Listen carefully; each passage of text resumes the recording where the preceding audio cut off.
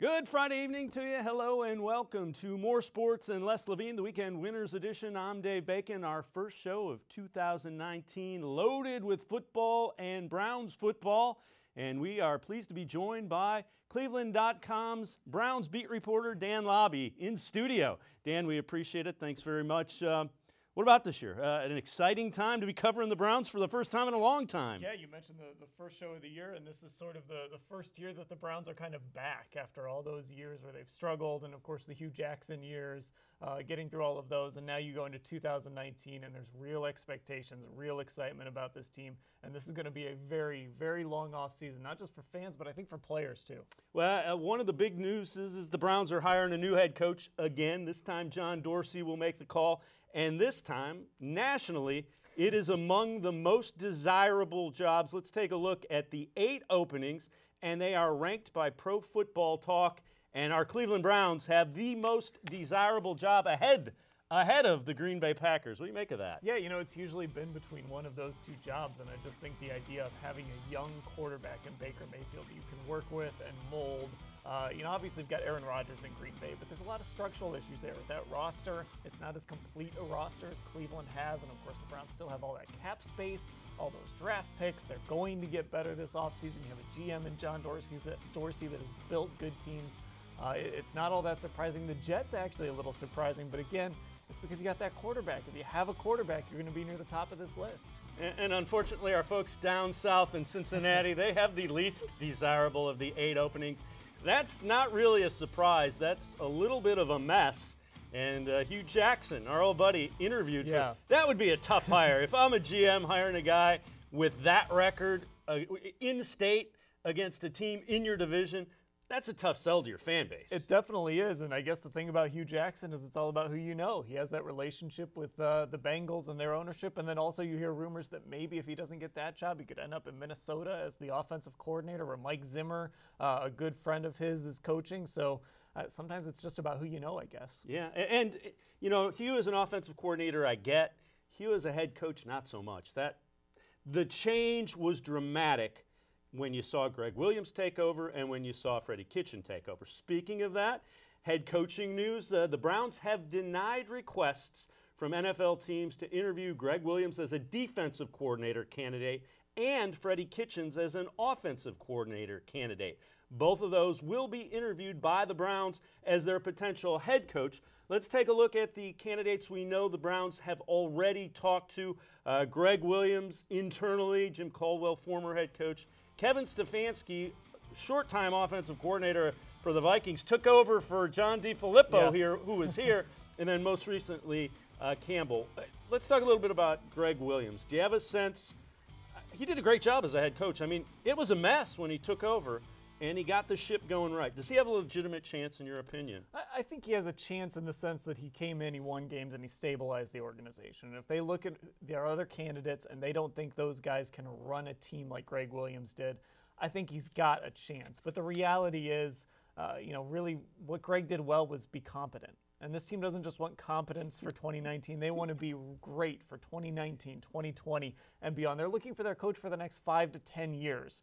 Greg Williams would feel like more of a short-term, let's kind of get through this next phase option. So I think they want to go a little bigger than Greg. But, I mean, you're right. Credit to him for what he did in those final 8 games, and he certainly made a case for himself. Now, having said that, competent and the Browns in the same sentence? Right? It's been a while since we've been able to say that. How striking, I mean, you sat through practices, you saw every game, you were on the road with them. How striking was the difference to you between when Freddie Kitchens took over as the offensive coordinator, Greg Williams as the head coach, based on what it was before? I mean, just as a guy who was there but not as intensely as you were, it was pretty striking. Yeah, I mean, it was night and day. And going back to Greg, he installed competition periods in practice where ones went against ones, and guys seemed to respond to that. I talked to some guys after games and in the locker room about it, and they really seemed to respond to those things. He gave special teams more time to work. Now, obviously, special teams didn't get that much better. That's kind of a coaching issue. But he gave special teams more time. Practices were more organized. John Dorsey liked to say, you play like you practice, and that was a way he would praise Greg Williams. So those went better. And then with Freddie Kitchens, I kind of went back and looked. You remember that Raiders game where Nick Chubb Yep. had 105 yards on three carries? Yep. He had 6 carries in the 2 games combined after that. When Freddie Kitchens took over, that ball was getting to Jarvis Landry. It was getting in Nick Chubb's hands. Not as much Duke Johnson as you want, but it was getting in Duke's hands. You were getting the ball in the hands of playmakers. He was force-feeding guys if he needed to. Well, you mentioned the Nick Chubb thing, and when I can imagine John Dorsey almost from Moneyball, the movie, where it's like, you can't put him in the lineup. You can't put him in the lineup. I just traded him. That's why you can't put Carlos Hyde in the lineup today. Exactly. That's when you know it's bad, when you have to trade a guy just to get another guy in the lineup. That's when you know that change has to happen. Now let's take a look at some of the guys that the Browns will be talking to or potential candidates. One of them, chief on this list, Freddie Kitchens. Is he a legitimate contender for this job, do you think? I think he is. When you kind of look at when they made this move and you started to check off what you looked for in a head coach. Okay, offensive-minded, innovative play caller, young. Freddie Kitchens is 44. A relationship with Baker Mayfield. We saw that grow over those 8 games. He checks a lot of those boxes, and I do think he's respected in the locker room. I got a chance to see him interact with some of the guys on the defensive side of the football a little bit, and they all seem to like him. Now, it's a small sample size, 8 games. It changes when you have to meet with the media every day and talk to the media after games and handle the entire organization. But I think Freddie Kitchens is a legitimate candidate for this job. We mentioned we see Mike McCarthy. That's a guy that we know the Browns are interested in. We know they're going to bring in for an interview. Does he fit with what they want to do with Baker Mayfield? He's a West Coast offense guy, and I don't know. I mean, I know he had a lot of success. He helped develop Aaron Rodgers. The Packers, they're always in the playoffs. They're what the Browns want to be in the next few years. But is Mike McCarthy the reason, or was that system in place and he was just a caretaker for it? It would feel sort of like okay, they hired Mike McCarthy. You'd be okay with it because he's won a Super Bowl, because he's won a bunch of games. He's gotten teams to the playoffs. He has worked with Aaron Rodgers. But you don't look at Mike McCarthy as an innovator, right? Sean Payton is kind of the same way. He's had Drew Brees all those years in New Orleans, and he's only won that one Super Bowl, but he's always been an innovator. He's always been a forward thinker and right on the front leading edge of the offensive revolution in the NFL. You never got that sense with Mike McCarthy, and I just feel like that would be settling for a guy. You could do worse than McCarthy, but again, like we said, you're not trying to just get a guy that you can do worse than. You're trying to get a really good guy to lead this organization. Another intriguing name that was on that list, Josh McDaniels. Local guy, Patriots offensive coordinator. Has kind of left a couple teams at the altar, specifically the Colts last year, where he agreed to take the job. You got to believe he was promised something when Bill Belichick retires. But he's an intriguing thing. Word came out from Canton, which is where his family is from. He played at McKinley. What do you think of him? I like Josh McDaniels as an offensive coordinator. I think the things he's done, even with Tom Brady, and Tom Brady is, maybe the greatest quarterback of all time, even with the things he's done with Tom Brady, you've seen that offense evolve. And I think Josh McDaniels has a lot to do with that. That said, we saw what happened with Indianapolis last year. I think you have to take that into account, especially because Chris Ballard is the GM in Indianapolis. And Chris Ballard and John Dorsey are very close. I've asked Chris Ballard about John Dorsey a few times, and every time he just stops in his tracks and has nothing but glowing things to say about him. So those two are very close. I'd imagine that John Dorsey would talk to Chris Ballard about that situation. The reason a Josh McDaniels would want to come here, though, is Baker Mayfield. That's going to be the draw, right? Do you leave Tom Brady? The only reason you do that is because there's another good quarterback someplace else. Well, and the other thing is, do you really want to be the guy that follows Bill Belichick as the head coach of the New England Patriots? Good luck to living up to that expectations and that legacy. We're going to step aside and take a quick timeout. Dan Lobby will stay with us as we talk a little bit about the Browns roster and how John Dorsey remade that. You're watching More Sports and Less Levine, the Weekend Winners Edition. We'll be right back after this timeout.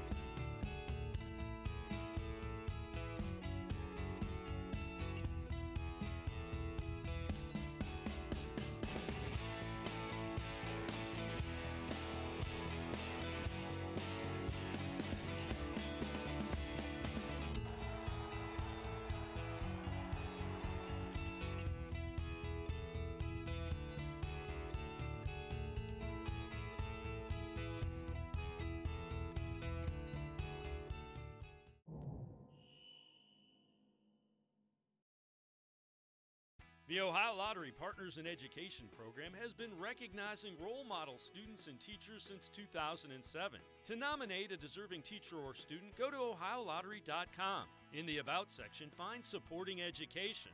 There, you can nominate students in kindergarten through 12th grade as academic all-stars. Teachers can be honored as the Teacher of the Month. Every school that participates is eligible for the School of the Year. The Ohio Lottery Partners in Education, where stars shine. I had bad credit, so I wasn't able to get a bank account or a credit card. My life is so busy, I don't have time to be standing in line to cash a check. That's why we created the NetsBand Prepaid MasterCard. It puts you in control of managing your money. I can get my money up to 2 days earlier than everybody else. I don't have to wait till the end of the week to get paid. Order now at no cost and get paid up to 2 days faster. Call 1-800-644-0772. Call now and you can choose your card design.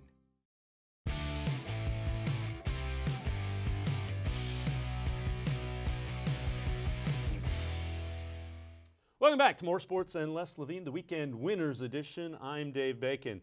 Well, Baker Mayfield, along with Nick Chubb, are two of the 5 finalists for the Pepsi Rookie of the Year on NFL.com, voted on by the fans. The other 3, Saquon Barkley, Phillip Lindsay, 2 running backs, and then the outside linebacker, Darius Leonard.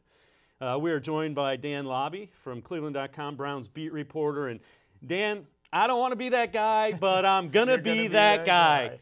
Baker Mayfield, everybody's all excited about him.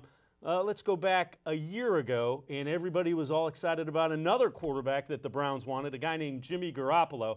Let's take a look statistically how Baker did in his starts this year versus how Garoppolo did last year. He started the last 5.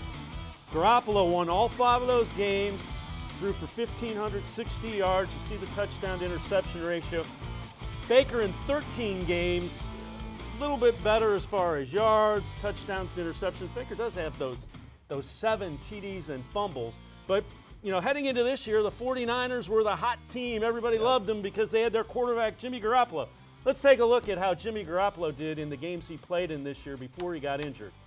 1 and 2, completion percentage down about 8 to 10 points. You see the turnovers. He had 4 fumbles, 3 interceptions, just 5 touchdowns. They were 1 and 2. Tell me why we shouldn't be worried that Baker Mayfield is the 2019 version of that guy, Jimmy Garoppolo. Well, you hope, first of all, the reason you took a guy number 1 overall is because you believe he can continue to grow and develop. I think Baker Mayfield, look, I really liked Jimmy Garoppolo. I thought he looked really good in those games he played for the Patriots. I thought the Browns should have taken a look at him. He looked really good in those 5 games. I think the real lesson here is there's going to be some speed bumps. Now, we'll see what happens with Jimmy when he comes back next year, if he gets better or if he continues on the trajectory we saw this season. But I think we have to understand there's going to be speed bumps. As great as Baker looked, there's going to be stretches, and it might be right out of the gate next season when the expectations are high and teams are coming at you depending on that schedule. Maybe he'll have a couple of games where you're like, uh-oh, I'm a little worried about this. It takes time to develop a quarterback and kind of cook a quarterback, if you want to say. And even Jimmy Garoppolo, even though he's been in the league for a while, it's going to take a little time getting used to that Kyle Shanahan offense. The other thing is, the Browns have gotten their last 3 number 1 picks correct. 2 of them with John Dorsey, also Myles Garrett. Now, people will say, well, those are no-brainers. the 7 before them are out of the league. Yeah. The 7 number 1s before those 3 are out of the league. And if you take it a step deeper, what about the draft John Dorsey had? I mean, he needed to hit it out of the park, and he did. You've got Mayfield, Denzel, you've got Corbett, who I still think, give that guy a little bit of time on the offensive line. Nevada to the NFL is a big jump. I know Bitonio made the jump. Give Corbett a little time, but then you go Chubb, Avery, Callaway. He needed to hit a home run, and he did. He did. He did a really good draft. I mean, you mentioned those top picks. So you got Myles Garrett. But think about this. The year before you took Corey Coleman, number 15. You traded out to Corey Coleman in the first round. He's returning kicks for the Giants. Yeah. He's not even really – I mean, he's getting on the field as a receiver, but he's not making an impact. So you've got to hit on those picks. And so to come in and hit on Baker Mayfield, then hit on Denzel Ward – the only issue with Ward is the concussion issue. We'll see how that plays out. But on the field, we saw what he could do. With Corbett, look, you had a great line already in place. The interior of that line is really good. It didn't work out for him at left tackle. We'll see what happens when J.C. Tretter hits free agency after next season, when Kevin Zeitler gets a little older and you can move on from that contract if you want to do that, though he's been really good. We'll see what happens with Corbett then. But then you throw in Nick Chubb and what he was able to do. You mentioned Antonio Callaway, still a guy that has to develop, but he's got a role. Jannard Avery, that's what you want in a late-round pick, a guy that you can put in a role. Hey, go get the quarterback on third down. And he goes and he does it. What about areas that you want to see them address now? What do they need to get better at in order to continue the growth and take that next step? What areas on the team? I would throw a lot of resources at pass rush. I still think, even with Myles Garrett, even with Larry Ogunjobi's development, you can use more pass rushers. I thought Emmanuel Ogbah was kind of disappointing this year. Now, he was hurt. He sprained that ankle early in the year. I don't know how much of a factor that was, but I thought he was a disappointment. I think you could use another edge rusher. You always want to throw resources there, and you could use another interior lineman to put next to Ogunjobi, especially if you're going to stay in a 4-3, and even you're in nickel so much, you have 4 down linemen no matter what system you're running. You want to have another pass rusher next to Ogunjobi to take some pressure off of him. What about wide receiver? I mean, Perriman has been outstanding. Robinson, another guy on the tackle, they've had 2 reclamation projects. I think you got to give somebody to take the heat off of Jarvis Landry. If you give the defense somebody other than Landry to really focus on, I don't think Callaway's necessarily that guy. I think Callaway is limited to run a slant, go deep, because I think he comes out of breaks a little iffy. That's something you can develop without question. But I think you need a big receiver that could be a guy that takes the pressure off of him. And I think if we saw it with Jarvis Landry. If you're putting pressure on him to be your number 1 guy, that's not who he is. He works underneath. He works in the shadows a little bit, and he'll make you pay like that. And I'm with you on Callaway. I don't think he's going to be your number 1 X receiver. He's got to develop more. I don't know that you need to spend a ton of resources at that position, because if you have a quarterback, he's going to make those guys better. But it's a position they should explore. Do you use a first-round pick on it? Probably not. If there's a guy out there in free agency, maybe Tyrell Williams from the Chargers, I believe, is a free agent. There's other guys out there that maybe you can spend a little money on, front-load the contract. When you got to start paying some of these young guys, you can move on from it if you want to. There's some options out there if they want to fix wide receiver.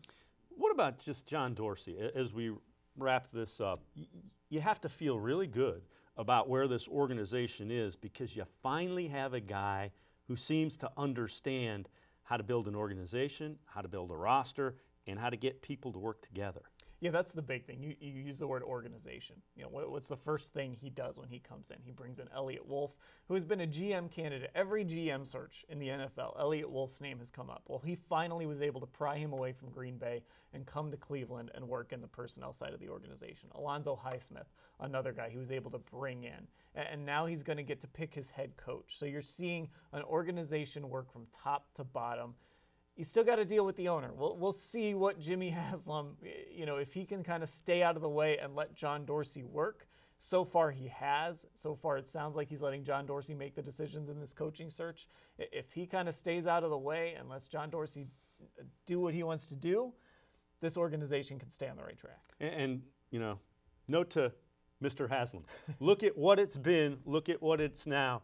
Sit back and take credit for hiring John Dorsey. You'll get all the credit in the world for that. Yeah, exactly. You made the bold decision to fire Sashi Brown in the middle of the season or towards the end of the season, and that night you hired John Dorsey. You actually had a plan in place. You executed it. You got one of the best personnel men in the business. Take that victory lap and let him build your organization and see if you can hold that Lombardi trophy up. Exactly. We'll see you at the parade. Exactly. Dan, we appreciate it. Thanks very much for coming into to studio. Dan Lobby from cleveland.com, the Browns beat reporter. We're going to step aside, take a quick time out. It's NFL playoff weekend. We'll check in with our picks expert, Ryan Fowler. On the other side of break, you're watching More Sports and Less Levine, the Weekend Winners Edition. Your basement is damp, dirty, and not somewhere you want to spend time. Let Nature Stone Flooring transform your basement into a true extension of your home. Nature Stone's proprietary hydrostatic ports allow water to simply evaporate, so no mold or mildew. Plus, it has a higher insulation rating than carpet and is warmer than linoleum, vinyl, wood, or tile. Schedule your free in-home estimate easily online today and get up to 50% off. Nature Stone is the affordable basement floor solution that beautifies your home. Nature Stone, the only concrete solution. There are tastes we remember. Every smell brings the happiness of times gone by. Experience this every time you walk into Gallucci's Italian Foods. Whether you need lunch on the go, a catered party, or that perfect blend of wine, meats, and cheeses, Gallucci's has exactly what you're looking for. Straight from Mama's Kitchen for old world traditions or original experiences. From the tastes you remember to new flavors you'll never forget. Gallucci's is a tasty branch of your family tree. When it comes to selling you a mattress, most retailers are handing you a long line of extra steps that drive up costs and create confusion. At the Original Mattress Factory, we simplify the mattress shopping experience by building mattresses and box springs in our own local factories and selling them direct to you. It's short, sweet, and simply makes sense. So experience more than just the mattress store. Experience an original, the Original Mattress Factory.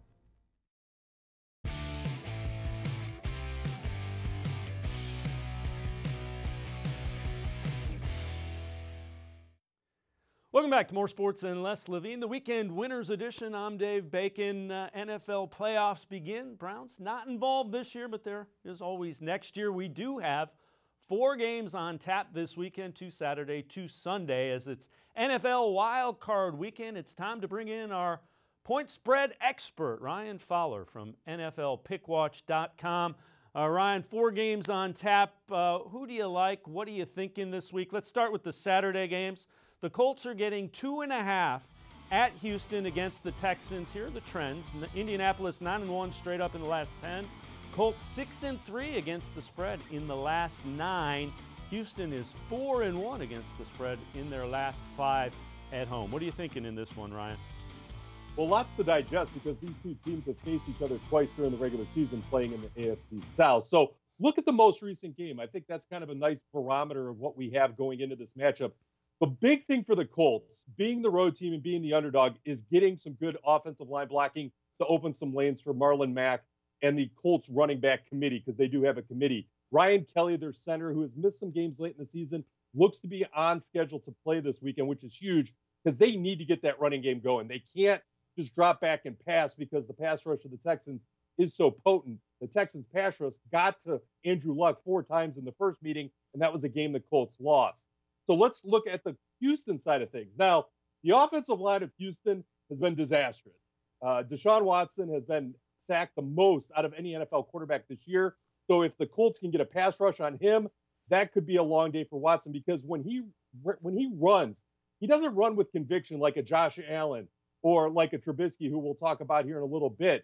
He kind of leaves it out there, gets it stripped, and some bad things happen. Plus, the Texans' passing game right now isn't as potent as it was just a month ago. They lost to Marius Thomas to a season-ending Achilles injury, and then Kiki Kuti, who is, again, a nice option that has made some plays this year, is a game-time decision. So they're not at 100% in their passing game. DeAndre Hopkins, he'll make every catch. He didn't have one drop this year. But when you add it all up, Andrew Luck going against that Texans pass defense, that's a wide open field right there. I think T.Y. Hilton, who hasn't practiced for like a month, but goes out on Sunday and makes big plays, he does it again. He did it a couple of weeks ago when he dropped 199 receiving yards against this Texans secondary. I think we see more of the same. So I'm taking the dog in this matchup. I like what Andrew Luck has put together. If he has Kelly there, his center on Saturday, it's all the makings of a big win for the Colts as they take one step closer to the Super Bowl. You only get 4 this week. We don't have Fowler's 5. It's Fowler's 4 because there's only 4 games. Seattle at Dallas is the game on Saturday night. Dallas 6-1-1 against the spread in the last 8. Seattle 4-2 against the spread in the last 6, and Seattle 4-1 against the spread in their last 5 at home. Dallas 1.5 favorites. What are you thinking in this one, Ryan? Again, 2 teams that met each other earlier this season. Now, when they met the first time in Seattle, this was before Amari Cooper joined the Cowboys. So take that into consideration when you factor in the Cowboys loss. Plus, Dallas has not played well on the road. The nice thing about this matchup is they get the home game. Ezekiel Elliott looks crisp. He got to rest last week. Amari Cooper getting a little rest. Plus, Dak Prescott in the passing game of Dallas has looked a lot better over the last month, and obviously since they had Amari Cooper. But even without him last week, they look good. I mean, they were playing the Giants. I get that. But, man, everything seems to be clicking in the right direction for the Cowboys. Now, for Seattle, the last 2 weeks, they've kind of played down to their competition. They lost at San Francisco.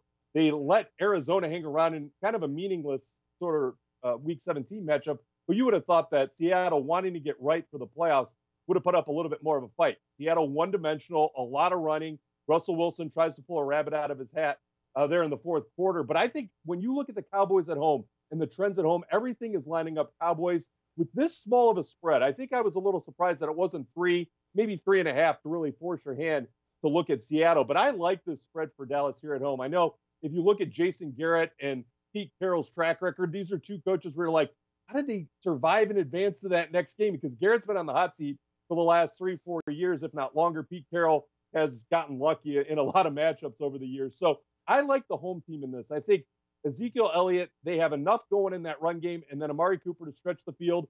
And then on the defensive side of the ball, they are better than Seattle has been the last 2 weeks. I like Dallas in this matchup to cover the spread. Move on to the Sunday games. The early one is the Los Angeles Chargers taking on the Baltimore Ravens. And Chargers 5-0 against the spread in the last 5 on the road. Baltimore just 1-5 against the spread in their last 6 at home. You get down a little further, Baltimore 7-3 straight up in their last 10 against the Chargers. So who are you thinking? It is Baltimore, a 2.5-point favorite in this one. Who do you like in it, Ryan? Stop me if you heard this before. Two teams that met each other in the regular season. So we have another rematch here. And Baltimore went out to LA and won. It was the ending score was closer than the actual game. Baltimore really dominated that game against the Chargers the first time around. And this is with the Chargers trying to win the AFC West. They still had a chance to catch Kansas City, and they kind of fell flat because I don't know if anybody has truly figured out Lamar Jackson in the run-pass option that they're running there in Baltimore now. Ever since he took over, the running game is clicking for Baltimore, and the Chargers get a raw deal here. They have to travel cross-country. They have the early kickoff on Sunday. So local time, it's 10 a.m. if you're looking at what LA is actually playing. Now, that it hasn't factored with them earlier this season. They played Cleveland earlier this year, took care of business, Buffalo, no problem. So it's not too much, but I think when you look at 17 weeks of the regular season, you have the preseason, and now you have to go on the road and play an early kickoff. It's not doing the Chargers any favors, right? And then you have to stop a offense that nobody's figured out. Now, these defensive coordinators in the NFL get paid a ton of money to stop and adjust, right? And nobody has adjusted to what Lamar Jackson is running there in Baltimore. This is my favorite pick of the week. I'm most confident that Baltimore can cover this out of the 4-pack of games just because nobody's been able to figure it out in more than a month. And Baltimore's defense at home is better than the Chargers traveling, playing the early kickoff. And again, Phillip Rivers, he had some turnovers that first time around against Baltimore. These are those games, and I talked about it last week with you. Kirk Cousins shrinks in these type of games. I will be very interested to see how Phillip Rivers performs because he's kind of bucked the trend this year. The Chargers didn't really melt down as much as they have in years past, but that early kickoff after 17 regular season weeks, I'll take Baltimore to cover. And the last one, the late game on Sunday, Philadelphia is at Chicago. The Bears are -6. Now, the Bears 5-0 against the spread in their last 5 home games, 9-1 against the spread in the last 10. You look at the flip side, Philly's 4-2 in their last 6 against the spread on the road. Bears -6 at home. Who do you like, Ryan? This one's tricky because that's a lot of points in the postseason, right? I mean, we look at the other 3 games and you got a field goal, less than a field goal difference. Here's the thing. Nick Foles has done some nice things since he took over for Carson Wentz, who was dealing with the back injury. Now, the problem with the Eagles is they're one-dimensional. Their running game is kind of non-existent. So what the Bears are going to be able to do, the Bears defense, which is probably, if not the best, top 2, top 3 in the NFL, you can argue that all day, they can drop back in pass coverage. They're getting Eddie Jackson, one of their best defensive secondary players on the team, from injury this week. And then they have, again, Khalil Mack and one of the best pass rushers. So if Nick Foles is going to be dropping back to pass and they're kind of one-dimensional because the running back by committee there for the Eagles isn't getting the job done, it's going to be pretty easy for the Bears to drop back in coverage and really play those passing lanes, jump those routes, and make Nick Foles' life a little hectic there on Sunday night. The other thing you have to look at, now that's a lot of points. So if you're not really interested in taking the Bears to cover 6, which is a lot in the postseason, I would definitely look at that under. I think this could be a game where they wear out the 40s a little bit, and then Trubisky gets it going just enough, because Trubisky and the Bears passing game isn't a lot to write home about, right? So they get Tariq Cohen going, they get Jordan Howard, and the running game kind of does a lot of the work on offense, and Trubisky with his legs. I don't want to poo-poo that, because Josh Allen got a lot of credit for running this year. Russell Wilson has. Aaron Rodgers gets his due credit here and there when he's 100% healthy. I think Trubisky's kind of an understated running and mobile quarterback, and I think that's how the Bears move the chains this week. But I think it's going to be a low-scoring affair. I would definitely look at that under. Last time I checked, it was around 40, 41. And I think this could be one of those 13-6, 16-6 type games where it's really points are at a premium. The Bears get after Nick Foles, and they advance, because that pass rush of the Bears at this point in the season, second to none. Ryan Fowler, we appreciate it. We will check back in with Ryan next week as the playoffs advance. We'll keep up to date with Fowler's 4. 5 games not possible, so it'll be Fowler's 4 again next week. We're going to step aside, take one more timeout. When we return, we'll check in with Aaron Marshall on the college football playoff national championship game. You're watching More Sports and Less Levine, the Weekend Winner Edition.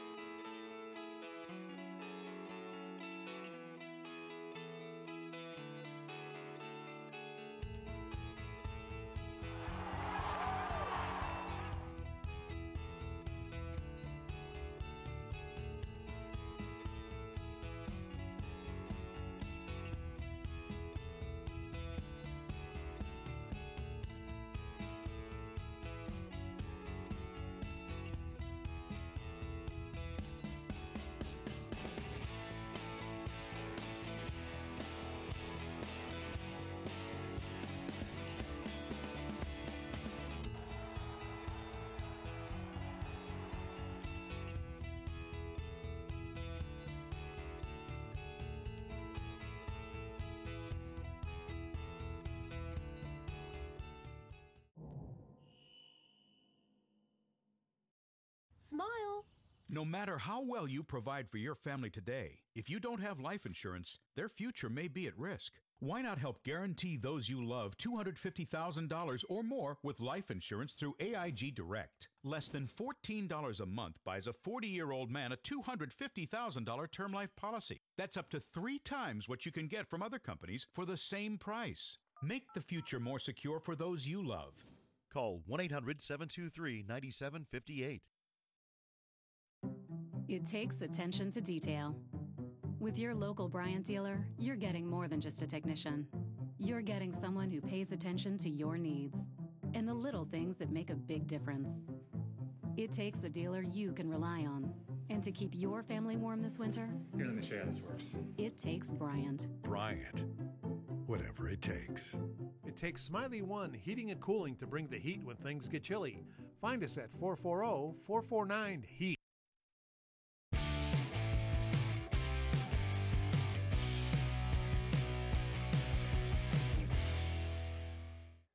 Welcome back to More Sports and Less Levine, the Weekend Winners Edition. I'm Dave Bacon. College football, we'll kind of wrap up everything with the CFP National Championship game, the college football playoff Monday night.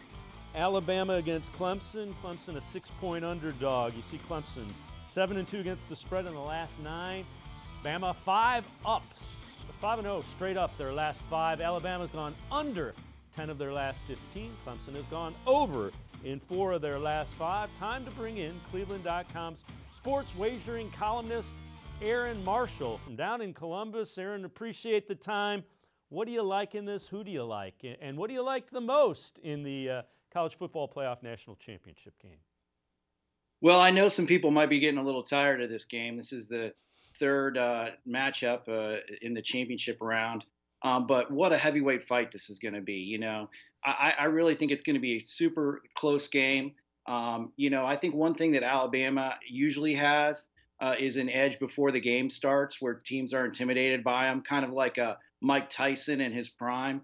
I don't think that's going to be the case with Clemson. I think they match up very well with Alabama along the line of scrimmage. They both have NFL caliber quarterbacks. We might be looking at the first pick in the 2020 draft and the 2021 draft in this game. I just think it's going to be a super close game. Dabo Swinney is 5-1 against the spread in playoff scenario games. I think that both teams are going to be going up and down the field. So I lean towards the points with Clemson getting 6. I think that this is a field goal type of game. But what I really like is the over. I mean, you look at both of these offenses, they've got great groups of wide receivers. They've got great quarterbacks. Both defenses, I think the weakness is in the secondary. For Alabama, 5 of the 6 defensive backs that played in last year's title game went to the NFL. So they have a relatively inexperienced group. Clemson gave up big yards to Texas A&M and South Carolina. So I think both teams are going to have their way in the passing game, and I look for a relatively high-scoring shootout kind of thing. One thing to keep underneath your hat, Alabama's kicker has missed 5 extra points this year. If it comes down to a kick or maybe even a critical extra point, that's got to worry you a little bit if you're Alabama. Well, the other thing to factor in that goes along with what you're talking about, Clemson has won every game that Trevor Lawrence has started at quarterback by at least 20 points. That's the young guy that they brought in 3-4 games into the season who has really taken off, and you mentioned could be the #1 pick in the 2020 draft. Yeah, I think that so earlier in the year, Dabo Swinney had a decision to make. He had a well-liked, capable quarterback in Kelly Bryant, and then he had this freshman with this electric arm that was, obviously on the bench. And I think when he made the decision to bench Bryant and bring in Lawrence, I think it was with Alabama and this game in mind. And I think that I don't know if Clemson will win, but I like them with the points, and I think that they're going to stand toe-to-toe with Alabama on Monday night. Aaron Marshall, we appreciate the time. We'll check back in with you next week as well. Some sports wagering in the news. We'll get into that next week here on More Sports and Less Levine, the Weekend Winners Edition. Aaron Marshall, sports wagering columnist for cleveland.com down in Columbus. We appreciate his time. We're all out of time on the Weekend Winners Edition of More Sports and Less Levine. Until next week, I'm Dave Bacon. Have a great week, everyone.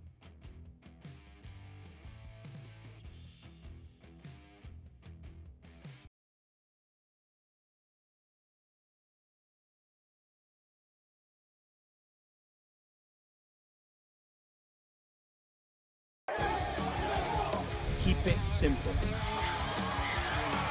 Leaders lead. Leaders lead.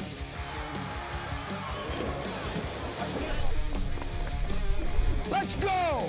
Stop whining! Again, go again, yes!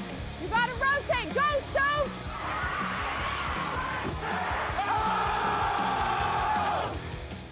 The High School Sports Insider is brought to you by Cuyahoga Community College, where futures begin. By the Ohio Lottery Partners in Education, where stars shine. By Spectrum News 1, always Ohio, always refreshing, always on, exclusively on Spectrum. By Dominion East Ohio, Dominion, it all starts here. And by Classic Teleproductions. 2019 is upon us. Our New Year's resolution this year is the same as always, to continue bringing you the best high school sports stories from all across Ohio. Thanks for joining us on this edition of the High School Sports Insider. Along with Bill Castrovince, I'm Dave Bacon. On today's show, we'll head to the court and meet a young leprechaun and a bunch of smart bulldogs. Plus, we'll break down the battle of Hornets and Flyers and a Grizzly who's on the prowl for a state title. We begin tonight with one of those stories that makes high school sports so much fun. Over at Euclid, Mario Lacey has worked hard and moved into the starting 5 on Euclid's basketball team for the first time this year as a senior. Lacey is averaging just under 20 points and playing great defense as well. Mario Lacey, our Cuyahoga Community College student athlete with a future. Cuyahoga Community College, where futures begin.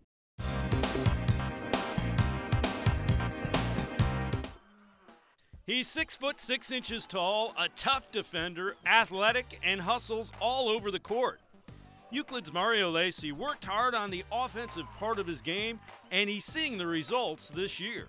Yeah, I think it's been tremendous. I think he's one of the most talked about kids in the area for that. He's always played hard, always played good defense. And you see the work he's put in the summer, and now he's averaging close to 20 points, where I think last year he averaged 6. And that's all him. You know, people are like, oh, you did a great job with him. I didn't do anything. That kid locked himself in the gym. That's his work ethic. You know, he's at a 3.8 GPA.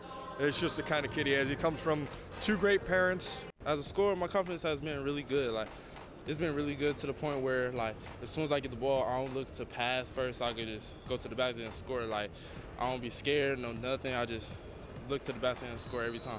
It's not just one, because as soon as one, I'm gonna abuse it until somebody stop it. Then somebody stop it, I switch, and I keep switching. And it's like, I'm unstoppable.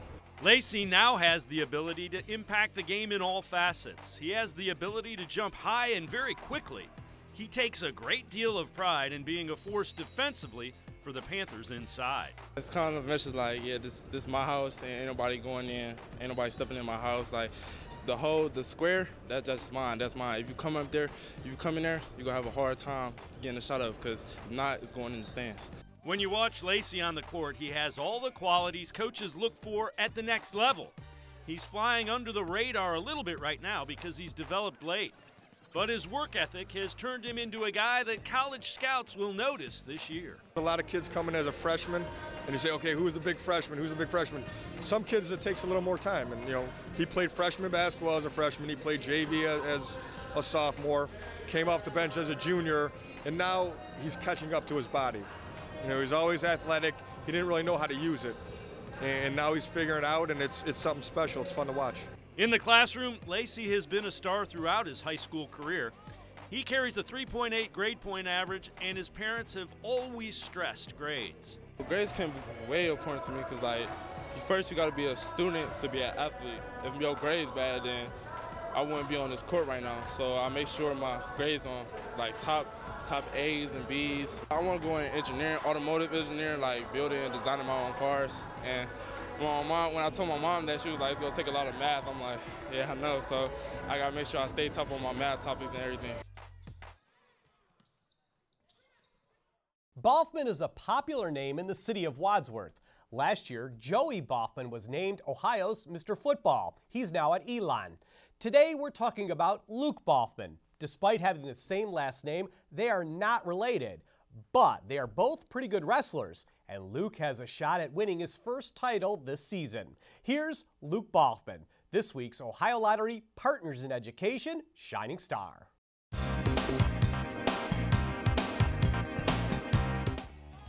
Like a carrot to a horse, Luke Boffman sees his goal right in front of him every day. The names of all the Wadsworth state champions are on the wall in the Grizzlies wrestling room, and Boffman is determined to be one. If I have a good practice, after the practice I'll go touch that board back there, the state champ board, hoping to be one day. So I think about it way too much.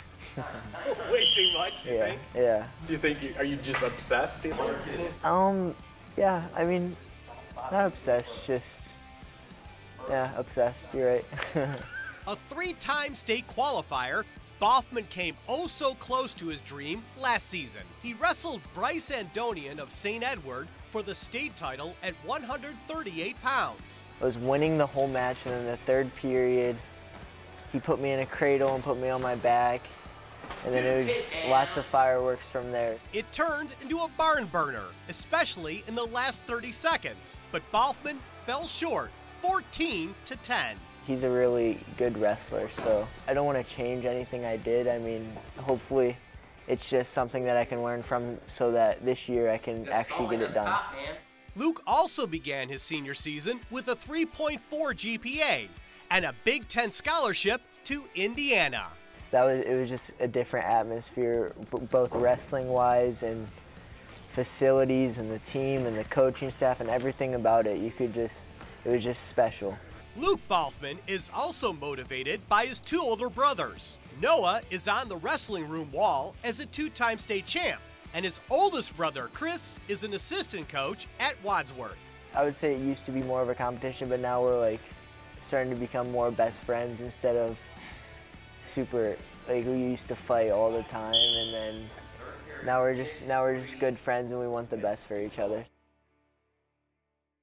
If you know a student who shines in the classroom like Luke, go to OhioLottery.com. Look for the About section. In there you'll find the Supporting Education tab, which has all the information you need. Still ahead, a team of Bulldogs taking a bite out of the competition, and a sophomore who's developing into a college prospect at St. Vincent St. Mary. The High School Sports Insider will be right back. Before I decided to go back to Tri-C to become a nurse, I was a stay-at-home mom. Absolutely wanted to be a pediatric nurse. I love taking care of kids. If you're thinking about changing your career or changing your path, go to Cuyahoga Community College. I feel like I'm in a great place in my life. I have 3 great kids. I have a great job that I love. I could not have done it without Tri-C. My name's Diana Geary. I earned my nursing degree from Cuyahoga Community College. The Ohio Lottery Partners in Education program has been recognizing role model students and teachers since 2007. To nominate a deserving teacher or student, go to OhioLottery.com. In the About section, find Supporting Education. There, you can nominate students in kindergarten through 12th grade as academic all-stars. Teachers can be honored as the Teacher of the Month. Every school that participates is eligible for the School of the Year. The Ohio Lottery Partners in Education, where stars shine.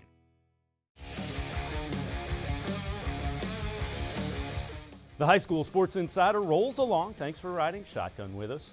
Malachi Brannon saw playing time as a freshman for St. Vincent St. Mary last year and helped the Irish win the program's 8th state basketball title. When a freshman sees playing time at a program like St. Vincent St. Mary, they have the ability to be special, and Branham certainly does. As a sophomore, the scary part for the Irish opponents, Branham just keeps getting better and better. Malachi Branham, our Spectrum News 1 Game Breaker.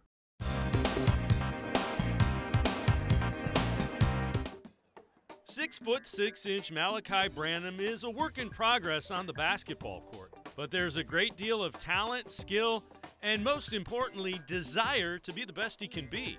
Branham is just a sophomore, but has already emerged as a leader for St. Vincent St. Mary. I'm being more confident with myself. Like last year, I wasn't confident, so that's pretty much it. And my shooting has got a lot better. He's really young. His birthday is the end of May. So last year he's pretty much a 14-year-old playing. Now he's a year older. He's working hard at it. He spent a lot of time on his shot this summer. And that's hours every day. Getting in the gym and doing those things. And you can tell that he's gotten more comfortable putting the ball down, getting the ball to the rim. An off-season of hard work is already showing dividends for Branham. He's improved his outside shot, which has really opened up Malachi's offensive game. Just really catch and shoot in my arc, my rotation on the ball, because my rotation was not that good last year, so that's pretty much it. He's continued to show a lot of faith in his shooting, and not only just the faith, but also, the understanding between settling for that jump shot and giving them the hard pump fake, getting the ball on the floor and getting it to the backboard. That just comes with growth and some maturity. Branham is working hard on the other parts of his game to be the total force he can be. Malachi has a great willingness to learn, which is an important step. Really, my rebounding, my boxing out, and really on the defensive end. Aggressive. Coach Drew wants to get up in you. You want to get up in their house, and that's it. Some guys can really pressure the ball. He's not that guy, but I'm trying to help him understand that you don't have to be that guy. You can use your length. The main thing is to keep guys in front, and then transition from offense to defense. This got to get better. You got to run harder down the floor. I want him to be able to run him down, pin those shots on the backboard like LeBron used to do, because I think he's going to be that kind of athlete down the road. We continue with some Bulldogs who have a lot of tricks. The Stowe Monroe girls basketball team is on the mission to win their first district championship in 3 years. Despite winning 44 games over the last 2 seasons, they have come up short. But with a veteran coach, a talented senior class, and some impressive grades, the Lady Bulldogs have the makings of a title contender. Here are the Stowe Bulldogs, our team of the week.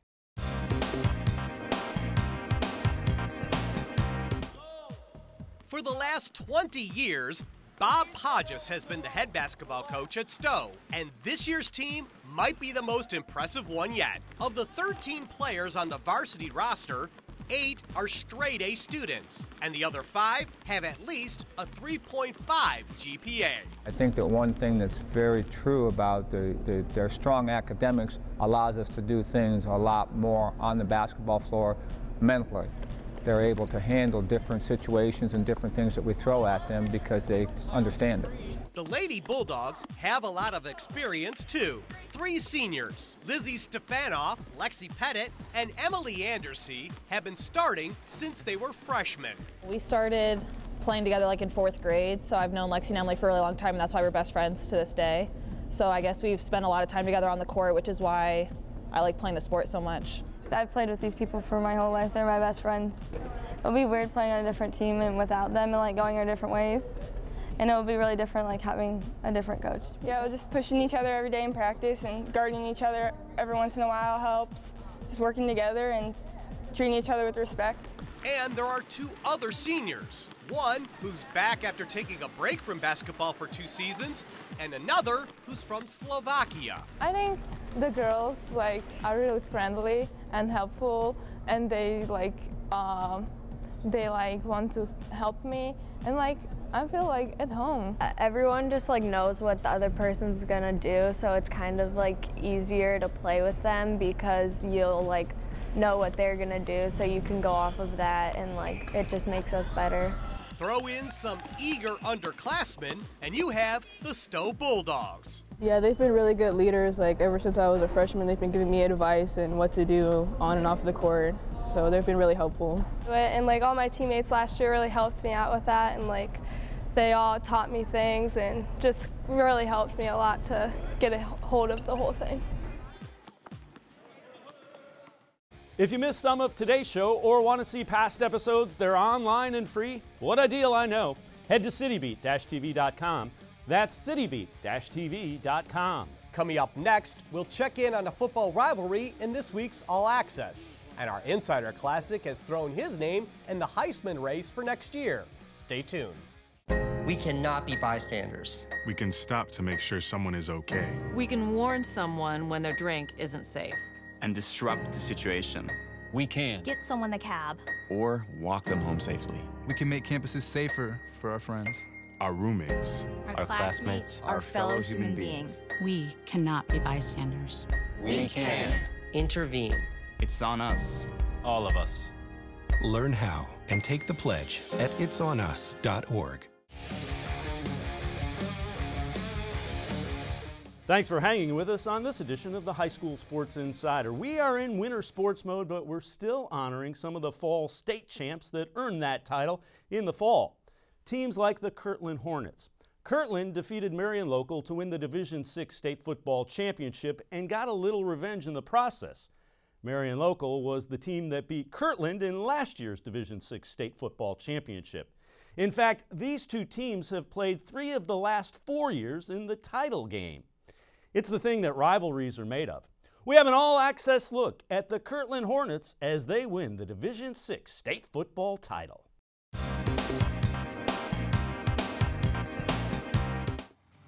(34-11).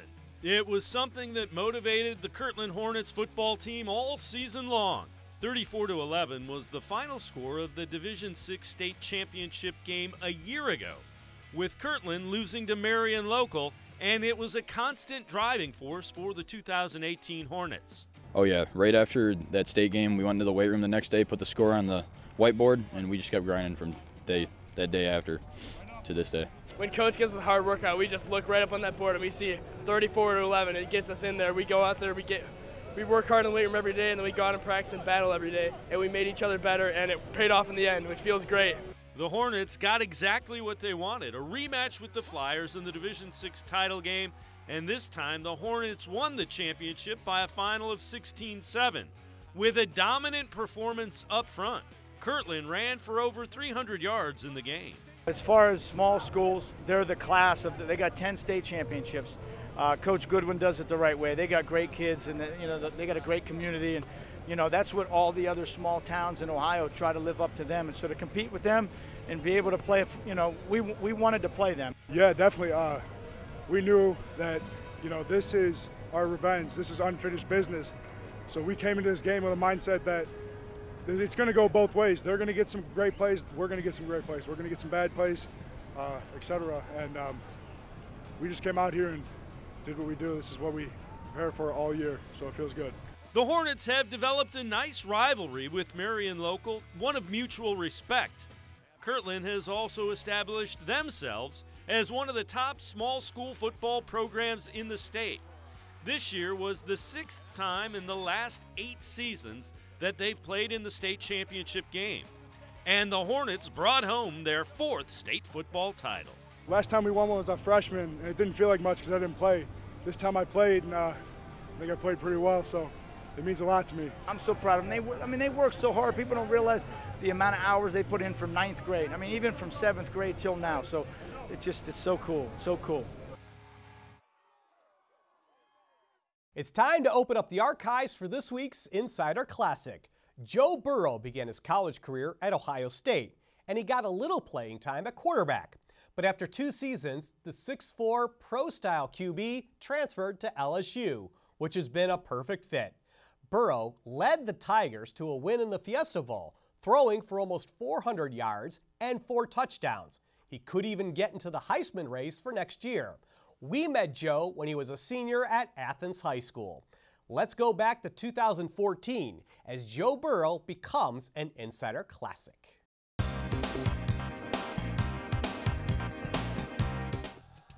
Watch Athens quarterback Joe Burrow throw the football and it seems almost effortless.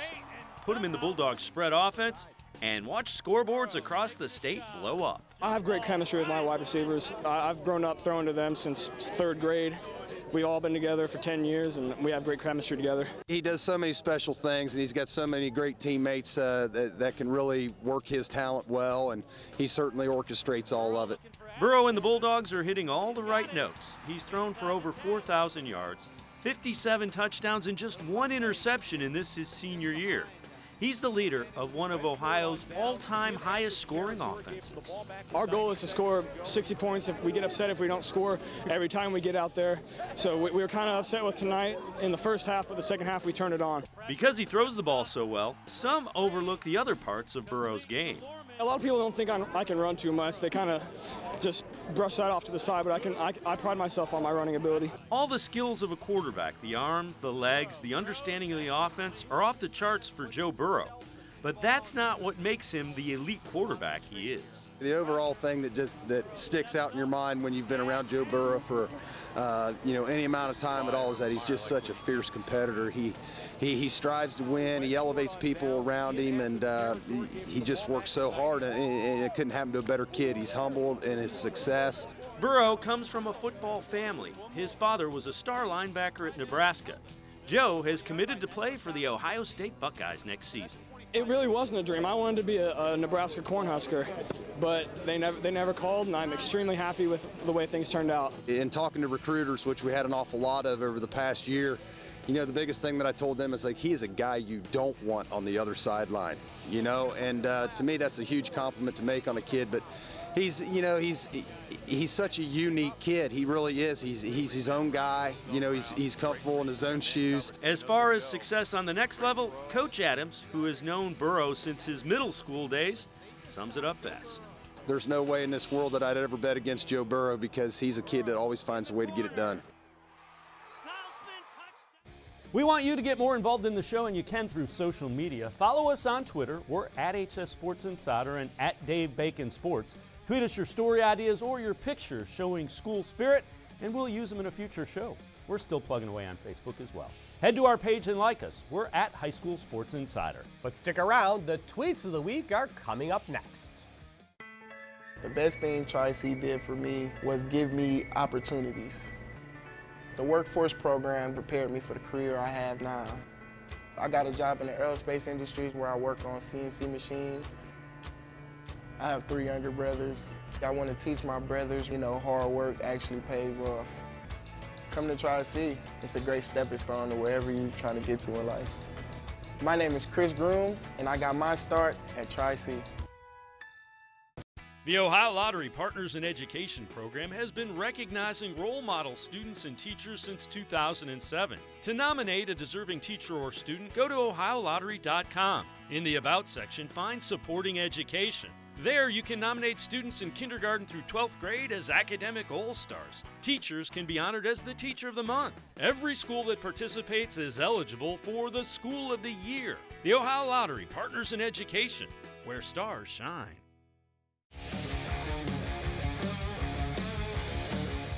Welcome back inside the High School Sports Insider. As we near the end of our first show in 2019, it's your turn to help us out. We're always on the lookout for outstanding plays, great performances, or high school kids just having fun. There are a few rules, and they're the same as they were in 2018. You have to use 280 characters or less. Video or pictures are even better. It's time for the Tweets of the Week.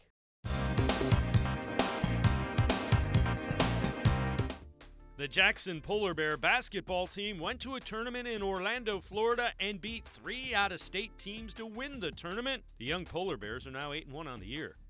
Michigan recruit Nolan Rumler from Hoban was one of a couple of Ohio players stepping onto the national stage at the Under Armour All-American Bowl.